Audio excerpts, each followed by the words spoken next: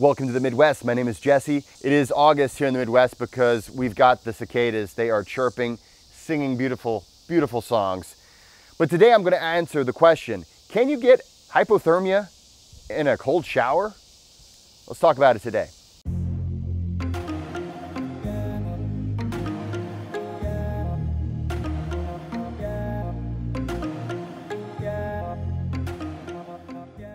Welcome to the Midwest. My name is Jesse, and today we're talking about getting hypothermia in a cold shower. It's something no one wants to have happen.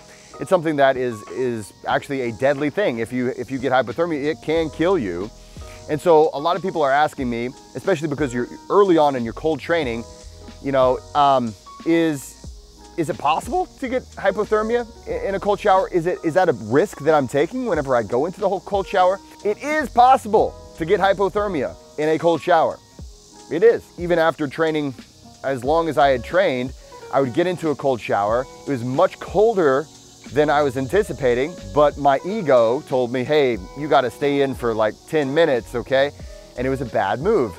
I overcooled myself. I suffered after drop, which is very mild, very easy to recover from version of hypothermia. It's pre-hypothermia. But I've had some instances where just a cold shower got me there. Now, if I would have stayed in twice as long, maybe I stayed in 20 minutes, I probably would have been in a much worse condition. And we're talking about a cold shower, you know, something that would be in the, in the 40s, that's Fahrenheit. In Celsius, I'm just gonna have to do one of these things. And when we do the edits, the 40s would be this Celsius. Using your brain, you don't have to have this as a problem. When you train in the cold, and I talk a lot about this in my ebook. So take a look at my ebook. I tell you everything you need to know about cold training. I even give you a regimen, how to start, how to, just all the how to start with times and things like that. But generally, if you're starting with cold training, or even later on in your cold training career, you're going to have what we call the safety zone. And that's really where we're pushing the comfort zone, right? The comfort zone is just like room temperature, no major challenge to your homeostatic state. But we push ourselves, okay? We push ourselves out of the comfort zone, but we never push ourselves beyond the safety zone. Well, we shouldn't, at least.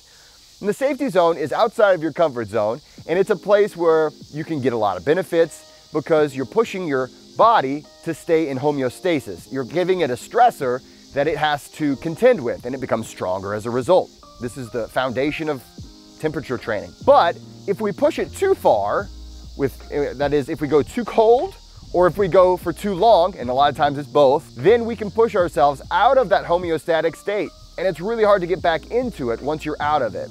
And that is where we call the danger zone.